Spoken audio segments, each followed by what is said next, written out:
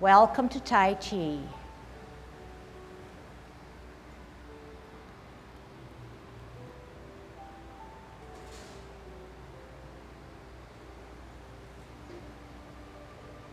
Everybody ready? Let's warm up. Hands at your waist, turn your neck. 1, 2, 3, 4, 5, 6, 7, 8, 9, 10. Stretch your neck. 1, 2, 3, 4, 5, 6, 7, 8, 9, 10. Turn your shoulders. 1, 2, 3, 4, 5, 6, 7, 8, 9, 10. Other way. 1, 2, 3, 4, 5, 6, 7, 8, 9, 10. Expand your chest. 1, 2, 3, 4, 5, 6, 7, 8, 9, 10. Waist exercise. 1, 2, 3, 4, 5, 6, 7, 8, 9, 10. Airplane. 1, 2, 3, 4, 5, 6, 7, 8, 9, 10. Touch toe. 1, 2, 3, 4, 5, 6, 7, 8, 9,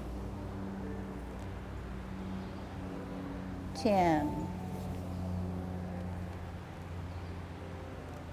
Turn your hips. 1, 2, 3, 4, 5, 6, 7, 8, 9, 10. Other way. 1, 2, 3, 4, 5, 6, 7, 8, 9, 10. Be careful. Shift your weight to the left foot. Good Tai Chi posture. Kick your right foot. 1, 2, 3, 4, 5, 6, 7, 8, 9, 10. Other side. 1, 2, 3, 4, 5, 6, 7, 8, 9, 10. Kick your butt. 1, 2, 3. Shift away. 4, 5, 6, 7, 8, 9, 10. Turn your knees. 1, 2, 3, 4, 5, 6, 7, 8, 9, 10. Other way. 1, 2, 3, 4, 5, 6, 7, 8, 9, 10. Heisman, opening up your span, parallel feet, choose the right side, cross and sit on that side. 1, 2, 3, 4, 5, 6, 7, 8, 9, 10. Cross, shift, 1, 2, 3, 4, 5, 6, 7, 8, 9, 10. Cross, 1, 2, 3, 4, 5. Other way, 1, 2, 3, 4, 5. Okay, good. Golden cockerel, okay? Good Tai Chi posture, dropping shoulders, hollowing out your chest, tucking your butt, chin slightly down, glance way ahead, good thoughts going on in your mind, thinking through how you're going to stand on your left foot. Here we go. Shift weight, spiral, counterbalance, up and down. Shift weight, opposites help you.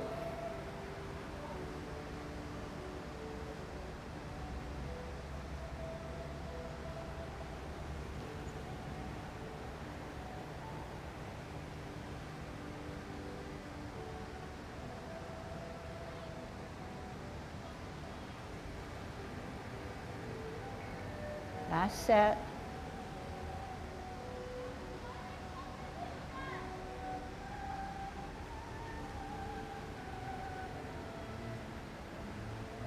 Kicking out. 50-50, shift weight to the left.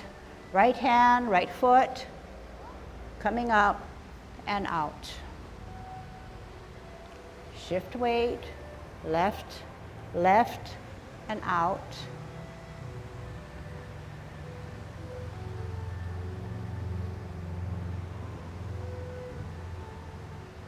When you cross, tuck the elbows in so the center is to the core or middle of your body, strengthening our balance.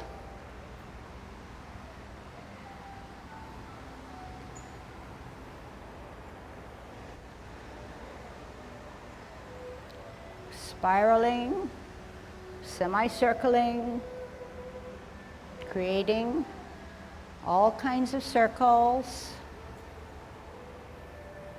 Last one. Holding our ball on a T step. Root down, store that energy. Out on an L. Bottom hand. Turn the hips and waist. Both stance. Sit back all the way. Sit down. Pivot, root down. Center with the ball. Bring it in. Out on an L. Root down. Turn the hips and waist. Both stance.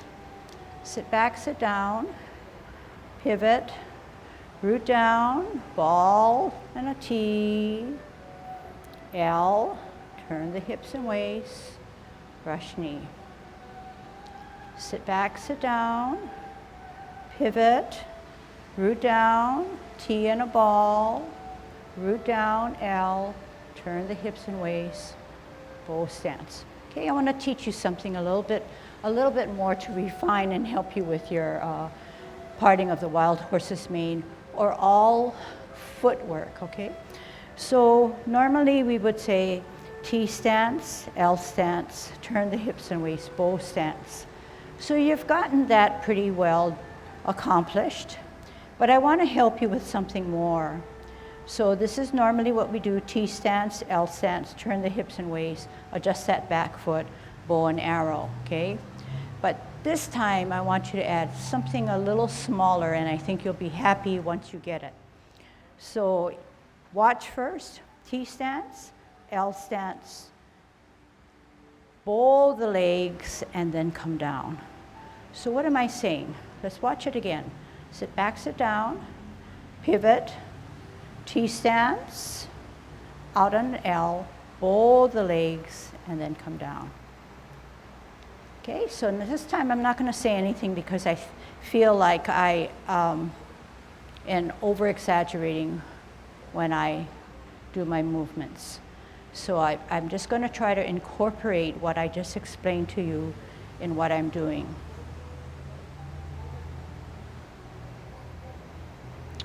Okay, so I'm not going to take I'm going to run it by you, but I'm not going to really enforce it. But what I'm trying to get at is when you take an L stance, you open by weighting down, then you turn your hips and waist this way. Watch one more time. Twist step, T stance, L stance, bow the leg, then turn the hips and waist. Okay? So it was something that I normally do when I do Tai Chi. It's called bowing the leg, it's called rounding the crotch. So what you're trying to do is try to open this up a little bit more. And it has to do with your hips, it has to do with the weight. But I'm going to just throw it out there so that if you practice and you want to understand what I'm trying to say, then try it out, okay? It's not something that I think that it will come easily, but as you are on your journey, you're going to find it very helpful, okay? So let's just try it, okay? So you kind of get the feel of it. All right, this time I'm going to let you put your hands on your waist. And you know, I do this, but it's not that the shoulders up, the shoulders are dropped. Okay, listen to what I'm doing and do it with me. Raise the shoulder, that's not Tai Chi, because your right foot is not fully weighted. You feel some energy stored on the left or insubstantial foot. Therefore, we have to drop the shoulder. When we drop the shoulder, that right foot becomes heavier. Our left foot should be a little bit more weightless, okay? So that's that feeling you want. Just because I ask you to put your hands here does not mean that you're out of Tai Chi posture and your shoulder is raised.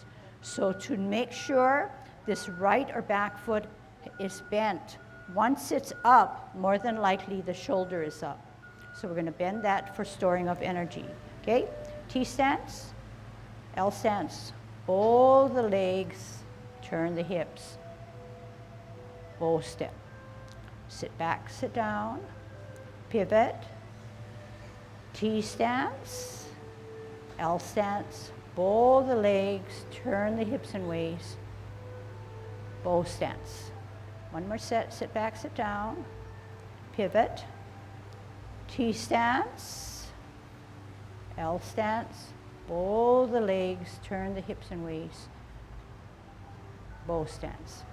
Sit back, sit down, pivot, root down, T stance, L stance, bow the legs, turn the hips and waist, bow step. Okay? Sit back, sit down, pivot. Okay? So that was parting of the horse's mane where I stopped you. Let's do brush knee now, okay? Let's go through some of our movements. Brush knee, we know that there are three things that should happen. And we're going to pretend that we're brushing our knee with the lower hand. But the other top hand is going to help us to swing around. But we said that if we set our hands and our formation up correctly, the hands should never get confused because they go for the ride. Okay, let's see how they do that. T stance, L stance, turn the hips and waist. Forget about the hands, they are attached to you. They will end up at the place that you, formation that you want. Sit back, sit down, pivot, root down, T stance, set it up correctly. Left hand higher. L stance, bow the legs, turn the hips and waist, brush your knee. When you fully make that turn, your knee is brushed fully. T stance, All together, bow the legs, turn the hips and waist, bend round. Sit back, sit down, pivot, left hand higher, T stance, out and to the side L, bow the legs, turn the hips and waist, bow stance. Sit back, sit down, pivot, set it up correctly, multitask, turn the hips and waist, brush your knee. Sit back, sit down, pivot, set it up correctly, all together, turn the hips and waist, brush your knee. Sit back, sit down, pivot, hold your ball, okay? So this is what I wanted to achieve for you, or you to achieve when you brush your knee. T stance, set it up correctly. Set it up correctly. All together. Out here. Leave my hands there. I turn my hips and waist.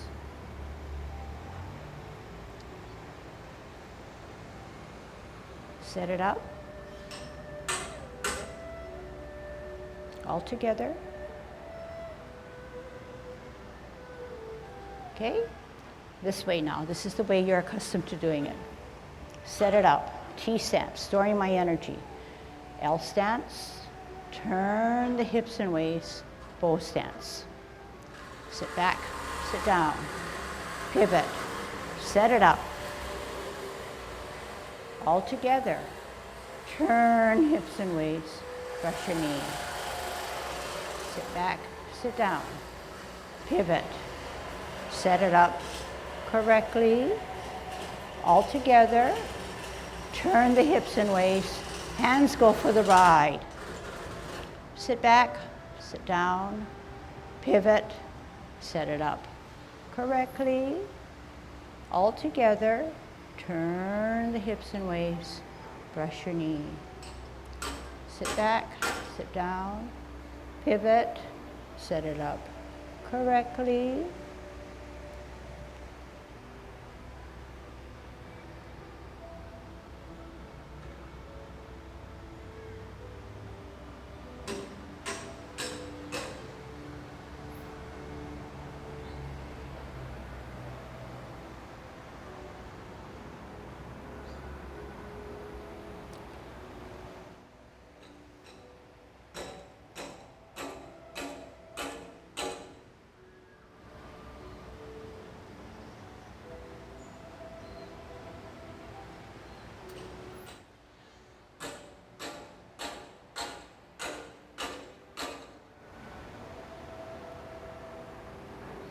Okay, and hold your ball and pause.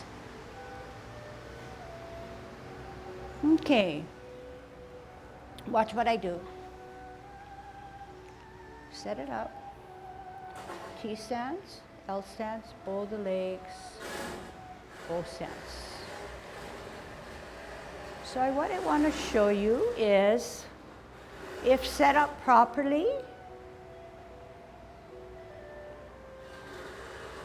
the hands go for the ride. What do I mean? If I set it up correctly and I multitask, I don't use my hands to get there. This is awkward. It's not Tai Chi. But what I do use are my hips and waist. I set it up, multitask. I turn my hips and waist. I brush my knee. So the brushing of the knee occurs if your hips and waist are engaged. If my hands were not set up like this, but say set up like this, and I wanted to get to the forward motion and I didn't use my hips and waist, this would be the hand motion, which is not Tai Chi. If I set it up again and I use my hips and waist, watch what happens to my hands. I'm not moving my hands, but they're coming because they're turning because my hips and waist are engaged. So that's what I'm trying to get at. So if we set it up correctly and we multitask, you leave it here and you turn your hips and waist fully, and you've gotten it. Watch the other side. Setting it up all together. Turn the hips and waist, hands go for the ride. Okay, do it with me. 2 times, 2 more sets. Setting it up all together. Multitask, turn the hips and waist fully. Brush knee. Sit back, sit down. Pivot, set it up all together. Turn the hips and waist fully. Sit back, sit down. Pivot, set it up correctly. What? Turn hips and waist fully. Sit back, sit down. Pivot. Last one. Set it up. Turn hips and waist fully. Sit back, sit down. Pivot. Hold your ball on a T-stance. Okay, so hopefully with that short or extended drill, you could feel the difference or understand what it means that the hands go for the ride, the hips and waist direct your movements. But beyond that, your mind is active. Your mind drives your movements. That's pretty deep. The mind drives the movements, but you have to set it up correctly and you have the power of your hips and waist. So whenever you do Tai Chi, you pause and you say, Tai Chi is a physical exercise, but it's also a mental exercise. What am I doing with my mind that helps me with my movements? Then what am I doing with my body to help the movements develop or form? And then you look at your hips and waist. Okay, so Tai Chi is multifold, it's complex, it addresses physically, mentally, spiritually, socially, okay? All right, so now the next one we're gonna look at is parting the wild horse's mane. So when we part the wild horse's mane, we have to ward off. We can't just give in and say, here's your snack, and then grasp the bird's tail, which is grabbing your opponent, right? So you shouldn't conjure up parting of the wild horse's mane and mix it for grasping of the bird's tail. Once you hear grasping of the bird's tail, you know that there are 2 sub-movements. The first one is to ward off your opponent, push him out, and then grab him down as if to grasp the bird's tail and then yet push him away, okay? So think of that first. So grasping of the bird's tail, whenever you hear it, you say, oh, 2 movements. Oh, opponent is in front of me. And then that's how we then follow through in creating a good grasping of the bird's tail and warding off, okay? So here we go. So this time now, we said that this movement starts to the right and then to the left, whereas the other movements always started to the left and ended on the right. So we're gonna take it apart, and since we're starting with our right, moving to the right. Right foot ready to go, right hand on the bottom, left hand on the top, holding your ball. We're going to grasp the bird's tail, but remember to ward off first. T stance, L stance, bottom hand advances to ward off your opponent using your forearm. Turn your hips and waist, reposition your hands to bring down the bird's tail. Turn at the hips and waist to look back. Contact, turn again and push to the middle of your body. Separate your hands and roll back and sit down. Spiral up, bend lunge forward. Sit back, sit down, twist step. T-stance. What are we gonna do? Take an L stance, but use our forearm to ward off. Turn our hips and waist. Hands move because our hips and waist are moving it. Contact. Turn again at the hips and waist. Push the energy through. Separate. Roll back. The hands are not helping you, but connected. Here's a drill. Twist step. Root down. T stance. Ward off. Turn hips and waist. Turn hips and waist again to look back. Contact, turn again, push out. Energy always going from your substantial foot all through your system to the tips of your fingers. Sit back, twist step, T stance, L stance, ward off. Turn hips and waist. Contact, turn again. Sit down, then up, then forward. Twist, T, L, ward off, turn, sit down, sit back, contact, turn, push. Separate, roll back, sit down. And then rest that, hold your ball, okay? Okay, so this is what you did.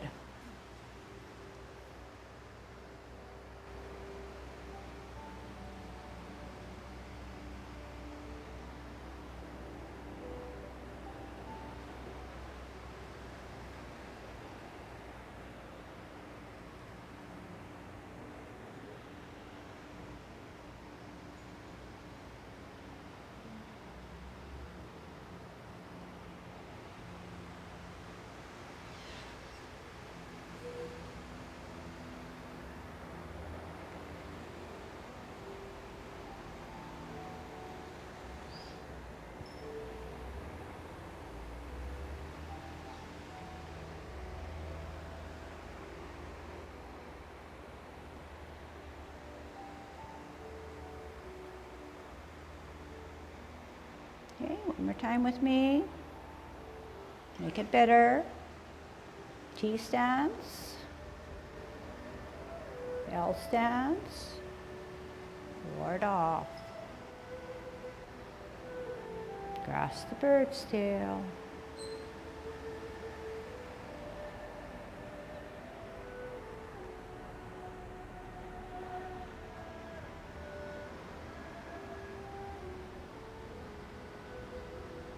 Twist, T,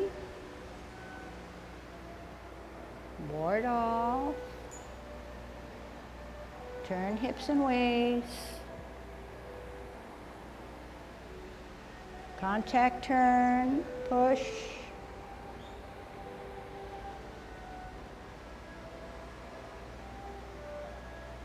very good.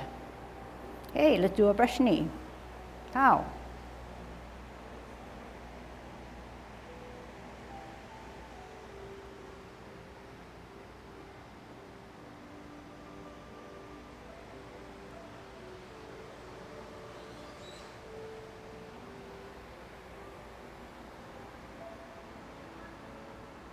One more. Set.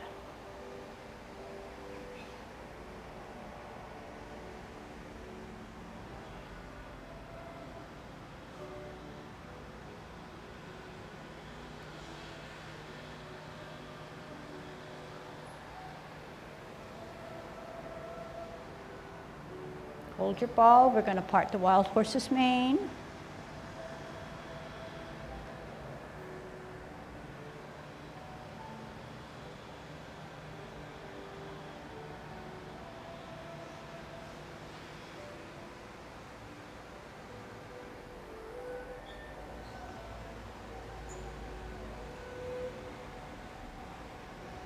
One more set.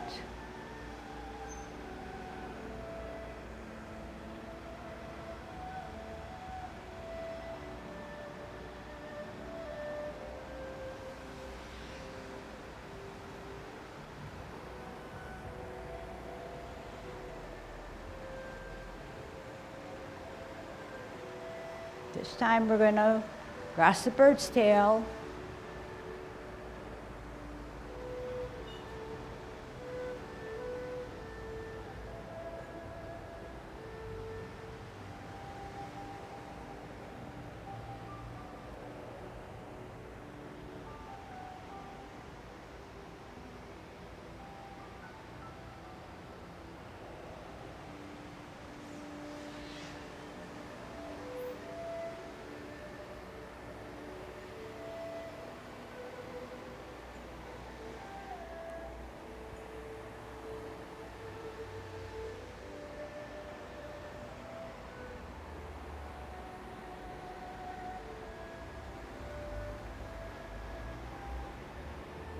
Other side.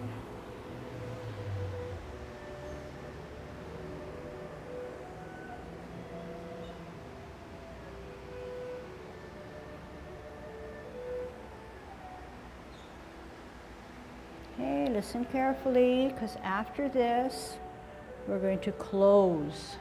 Okay, and I'll help you to close. Okay, so you push the guy away, you lunge forward. From here, you're going to sit back, sit down. Pivot with that insubstantial left foot. We want to use our right heel to pivot out. Our hands go for the ride. They're attached. We want to bring our feet closer together to close. We're going to have to take an intermediate or transition step to pivot on our right heel to come in. We're going to embrace the tiger by putting our right hand inside the cross in the middle of our body. We're going to shift our weight from our right to down to close it as we turn on our wrists so that both palms are now facing us almost to chest level. Bring it up to chest level. Bring the tiger closer to you by bringing it your cross hands closer to you. Then push away using the power of the contact of the wrists. Drop the elbows, flex the knees. Gravity takes you back home. Root it down on the right to actually balance off and close your form. Okay, so you can't always see me, so this is what we did. Don't copy me now, just watch.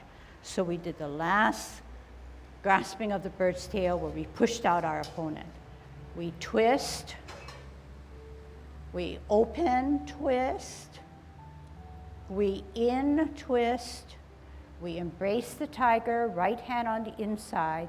We shift our weight over, we rotate our hands. At chest level, we bring the tiger closer, push him away. And what? Flex your knees, tuck the elbows, drop the shoulders, wrap around, heel up, off the ground, toe, heel. Okay, let's practice that one. Left foot forward, push him out. Lunge forward, okay?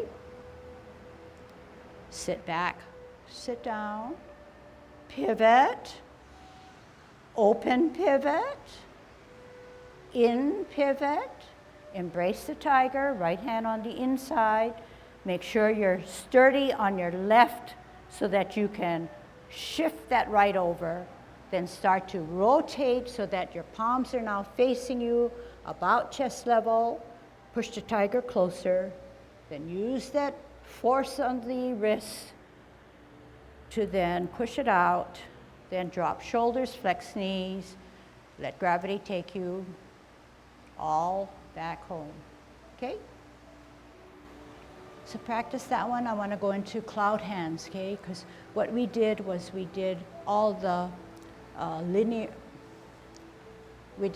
movements in a T-step, T stance, L stance, bow stance. But now we're going to take a linear movement, but only crab walking it. Crab walking it's on a sideways motion as if we're playing the piano. So refreshing your memory. Cloud hands, is like playing the piano where our feet are parallel to each other. We use the toes to lead the motion. Once this is grounded, the other foot can come up. Leading with a toe means that the toe will then start to initiate the movement of lifting off the ground. The toes start to then move it, okay? So it's not tricky, but it's sort of taken for granted or logical that if you move any foot, the other foot should be weighted.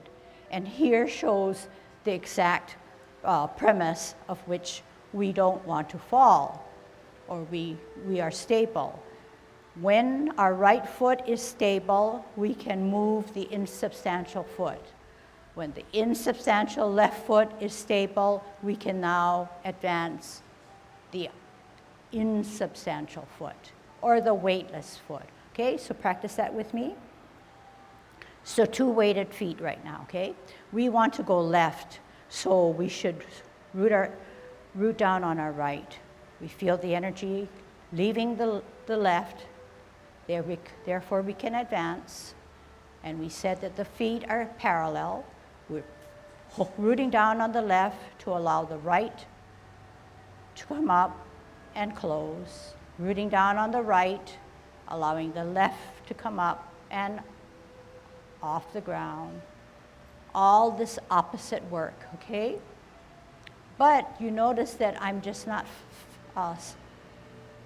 slapping my foot down to the bottom to the surface, but I'm using everything I can in my power, all the muscles, to make sure that they're all given time to help me with my movements, okay?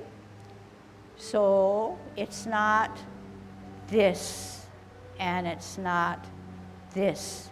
Neither is it this, but I'm elevating slowly rather than jumping up and jumping down. Okay, so you don't want to get into that. So that you say, well, that's so easy. But the difficulty becomes an issue when you take care of your upper body.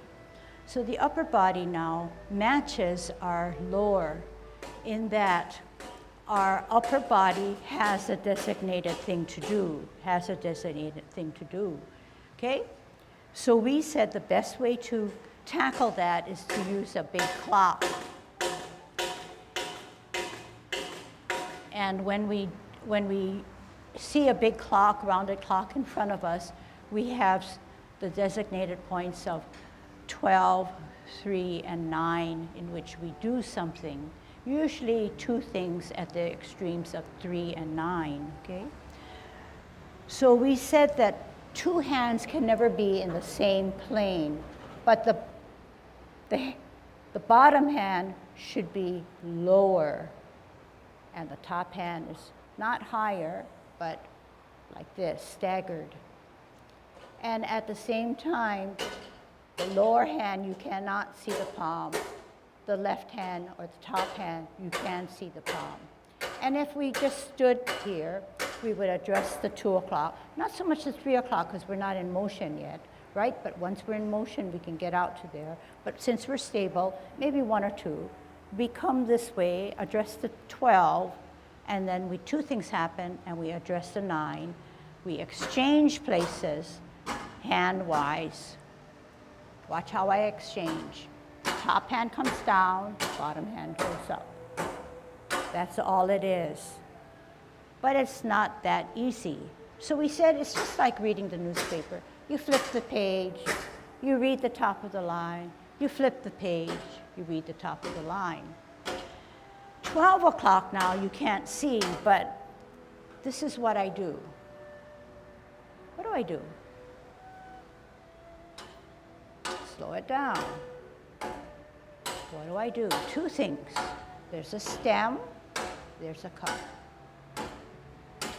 There's a stem, there's a cup.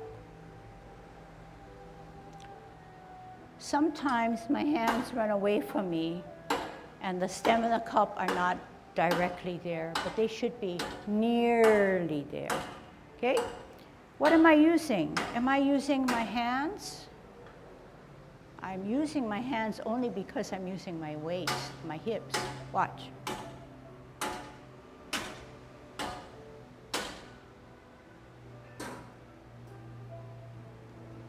Right?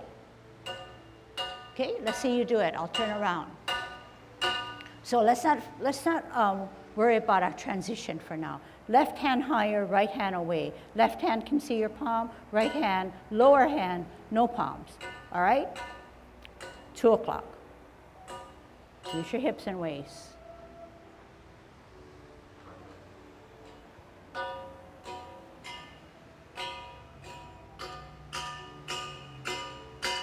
So you see that at the 3 and 9, we have to exchange the position of our hands. Let's slow it down.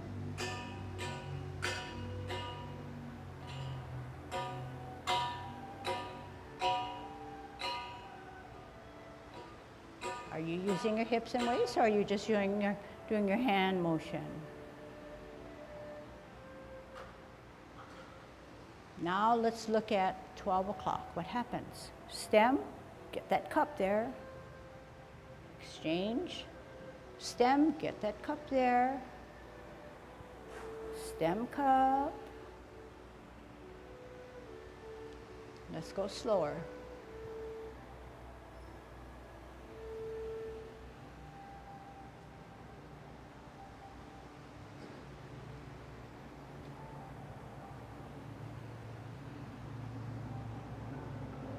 Okay, get the feeling for that.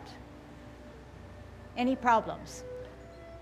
So when we do this now in all Tai Chi, mostly all of Tai Chi, we have a perimeter in which we work. We don't want to bring it too far in or too far out.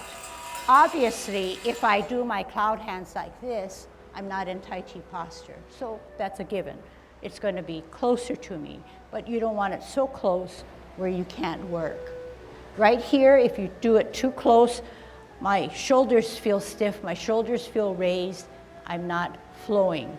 So this distance, whatever this is, 15 inches, I don't know, 12 to 15 inches, something like this, but something that's comfortable, okay? Now, when we put our hands and our feet together, it helps both the hands and the feet. It's not something that we're going to learn separately and then just push it into that place. But everything will be conducive.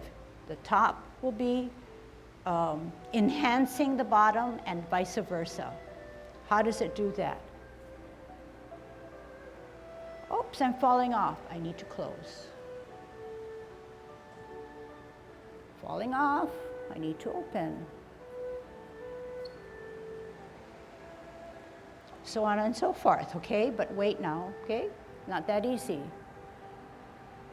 So if we can go left or if we can go right, we can change the direction by holding there and favoring the side that you want to advance.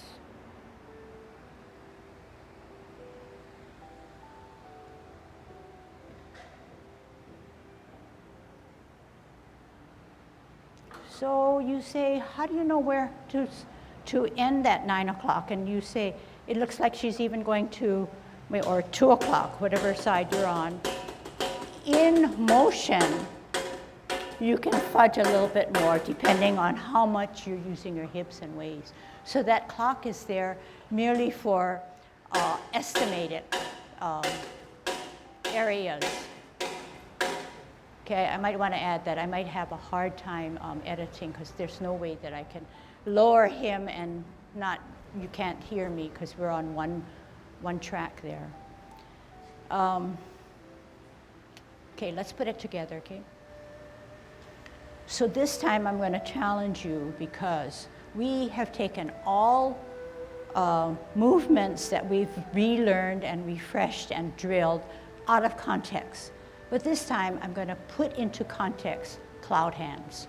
How do you get into cloud hands, okay? So to get into cloud hands, we need to part the wild horse's mane for the final time on the right-hand side, okay? So here we go.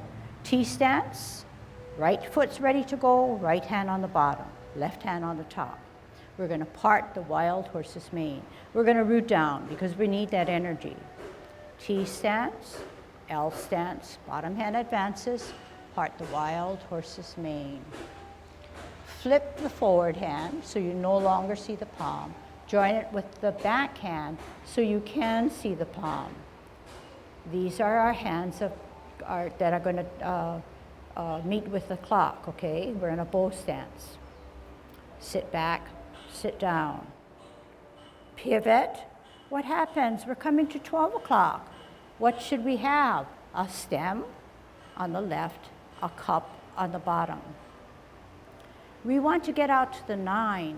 We're going to pivot on our left heel. Pivot on the left heel. The hands went for the ride. We got to 9 o'clock. But 9 o'clock, usually 2 things happen. We're going to flip the hands and close the feet. 12 o'clock, stem and a cup. We want to get out to 3. What happens? Flip the hands, open the feet. 12 o'clock, stem, cup, turn the hips and waist. 9 o'clock, we only want to flip the hands. 12 o'clock, stem, cup, we want to go the other way. 3 o'clock, what? Flip the hands, close the feet. 12 o'clock, stem, cup. 2 things happen at 9. What? Flip hands, open. We want to get out of cloud hands. Therefore, at 3 o'clock, we only flip. We're coming to 12 with a stem and a cup, but we're going to shift the weight to the left and come up as a what? Golden cockerel. Shift weight to the right, up, golden cockerel. 50-50, kick out, right. Shift weight to the right, kick out, left. Holding your ball on a T stance. What? Ward off. Turn hips and waist. Grasp the bird's tail. Use the power of your hips and waist to turn so that your hands definitely go for the ride. Sit back, sit down. Twist. T. L. Ward off. Turn hips and waist. Grasp the bird's tail.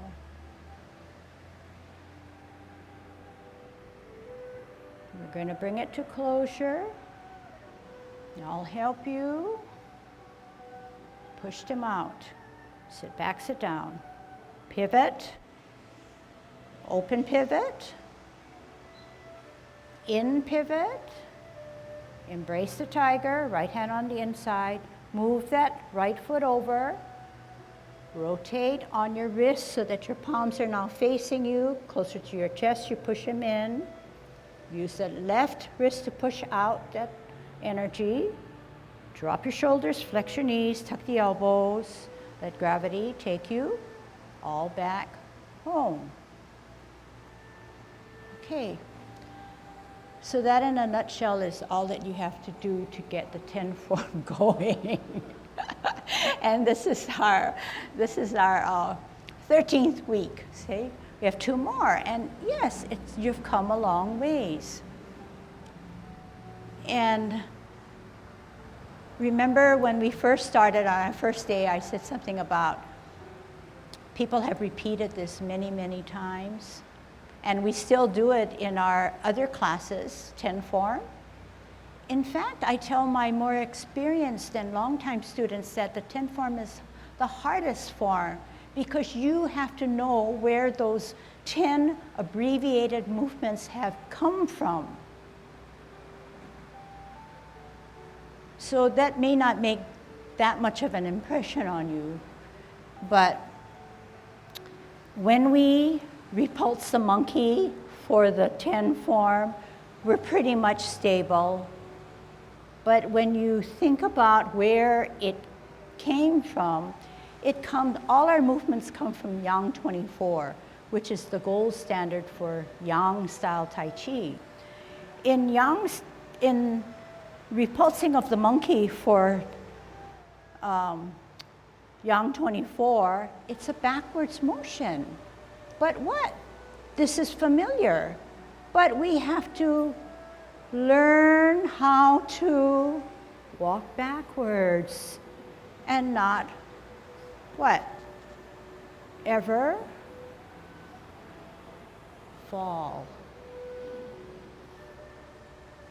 And we do it 4 times, which is a plus because you can fix it up. But how am I doing that? Yes, with practice, but yes, knowing what to do with your body. And once we're like this, you can recall and identify that this is a 24.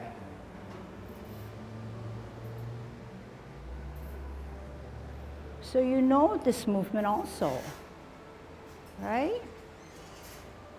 Okay, so anyway, on and on it goes, that there's always lots of connection to everything, you know, besides just the various forms of yang, but everything that we do.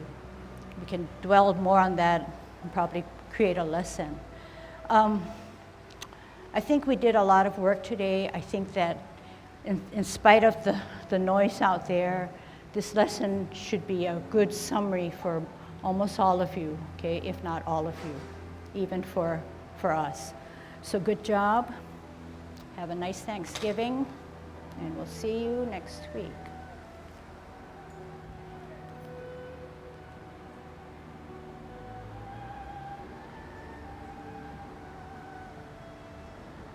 Okay, see you next time.